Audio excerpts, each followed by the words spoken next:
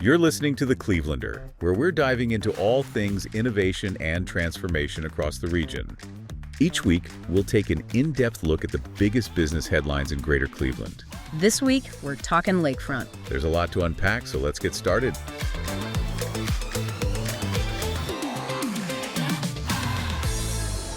Hey everyone, and welcome back to The Clevelander. Yes. Episode 7. Lucky number 7. You know what that means. We're diving deep into another exciting development. Right, and this time, we're focusing on a topic That's close to all our hearts, the lakefront. Ah, yes, the ever-elusive lakefront. You're probably thinking, Here we go again. here we go again, another round of lakefront promises. But trust me, Oh, yeah. you're going to want to stick around for this one. Yeah, this isn't just another pretty rendering gathering dust on some shelf. We'd get some serious momentum going, and frankly, it's got me pretty excited. Oh yeah, me too.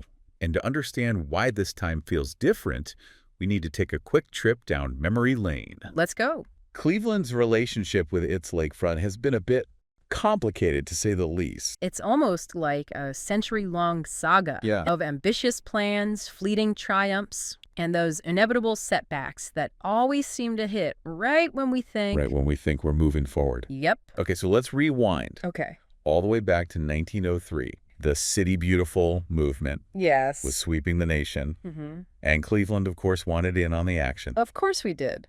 That's when the granddaddy of all lakefront plans. Here we go. The group plan. The group plan. Big names like Daniel Burnham. Yes. The visionary behind Chicago's lakefront transformation. They envisioned this breathtaking lakefront with majestic buildings, a grand promenade, and of course that elusive connection to the water. That connection never quite materialized. Of course. Yeah, the plan initially called for a grand train terminal at the end of the mall, but then the Van Swearingen brothers came along with these plans to construct Union Terminal on Public Square, kind of threw a wrench into things. Focus shifted attention away from the lakefront. Then the Great Depression hit, putting a halt to pretty much everything. Yeah, that'll do it. But then came a glimmer of hope. The Great Lakes Exposition in 1936. For a short, glorious moment. Yeah. Clevelanders got a taste of what their lakefront could be. It looked amazing. There were exhibition halls, gardens, amusement rides, Sounds fun. and even walkways bridging the railroad tracks that separated the mall from the lake. It must have been magical. It was pretty cool. So what happened? Why didn't that momentum continue? Unfortunately, the exposition was temporary. Those walkways were eventually dismantled, and after World War II, the city's focus shifted towards industry and infrastructure, which in a way led to another major turning point in the story. You mean the Memorial Shoreway? Yep. I mean, it was crucial for transportation, of course, Right.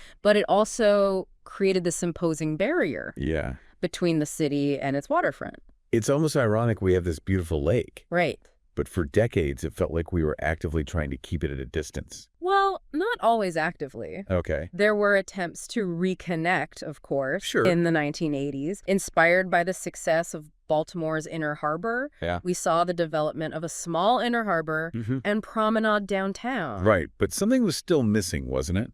Exactly. It still lacked that grand unified vision Yeah, that we saw in the earlier plans. for sure. And then came the 1990s, Okay. which brought some big wins. You know, the Rock and Roll Hall of Fame, the Great Lakes Science Center. Those were major steps forward, but But even with those iconic attractions, that seamless connection was still missing. so the 2004 plan actually tried to address this, but it was realized primarily on the west side, near Edgewater and the Gordon Square area. Then in 2011, the Cleveland Browns introduced a plan that was centered largely around the stadium, but that never really got off the ground. The real issue, Yeah. as with many proposals during this period, was funding. It always is. Things just couldn't quite get off the ground. Nope. So here we are in 2025. Are we finally ready to turn the corner on this whole lakefront saga? I think we might be. And that's because this time things really are different. Absolutely. This time around, we're seeing a level of collaboration that's frankly pretty remarkable. Okay.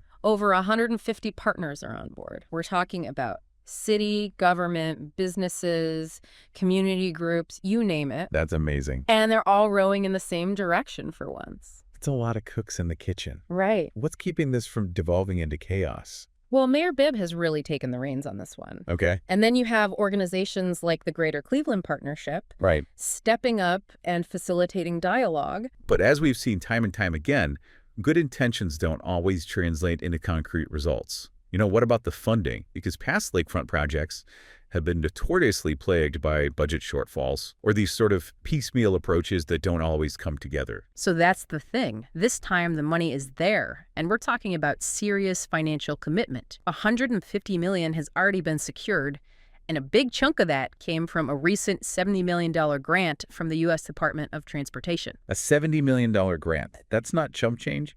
No. What's the catch? No catch. This grant is specifically earmarked for transformation of the shoreway. They're going to be converting a section of this imposing highway into a vibrant, pedestrian-friendly boulevard. Oh, wow. It's going to be great. It'll completely change the look and feel of that area and create a much more inviting connection between downtown and the lakefront. Okay, I'm starting to see why you're so fired up about this. It's going to be great. What about the railroad tracks? They've been a thorn in the side of lakefront development for over a century. How are they addressing that this time around? Yes, the railroad tracks. Well, they're finally tackling this issue head-on with the North Coast Connector. The North Coast Connector. Yes. Refresh my memory. It's a land bridge. A land bridge. A beautiful pedestrian-friendly land bridge Okay. that will connect the mall directly to North Coast Harbor, Wow. spanning right over those pesky tracks. Okay, now that's a game changer. I know, right? It'll finally be a smooth, enjoyable, and safe experience for pedestrians and cyclists. Exactly. And it's not just about convenience. Right. It's about removing a physical and symbolic barrier Yeah. that has divided the city from its waterfront for far too long. And you know what I love about this plan? It seems like they're really prioritizing equity and accessibility. Yes. This isn't just some fancy development for tourists and the wealthy. It's about creating a lakefront that's truly for everyone. You're absolutely right. Mayor Bibb has been very vocal about this. He wants to ensure that all Clevelanders, regardless of their background or zip code, can enjoy and benefit from this revitalized waterfront. I love that. So after a century of false starts and near misses, A century. it really seems like Cleveland is finally ready to embrace the full potential of its lakefront. And it's only taken, 100 years or so? Oh, just a little bit of time to get it right. But seriously, it feels like we're at a turning point. For decades, it's been this underutilized space, Right. separated from the heart of the city. I know. But now we're breaking down those barriers and creating a truly connected and vibrant waterfront. It really is a testament to the resilience and spirit of Cleveland, wouldn't you say? Absolutely. We've faced our share of challenges. We've had setbacks. We have. But we've never given up on this dream of a world-class lakefront. This is a big deal for Cleveland. It is. And now that dream is finally becoming a reality. So to all our listeners out there, get ready to experience Cleveland like never before. I agree. The future is bright, the lake is calling, and the best is yet to come. Couldn't have said it better myself. And on that note, we're wrapping up this episode of The Clevelander. You can check out the show notes for links to more info on the lakefront transformation. And until next week, take care, everybody. See you next week. The Clevelander is an unscripted podcast brought to you by the Greater Cleveland Partnership and created using the latest in AI tools. To learn more, visit greatercle.com.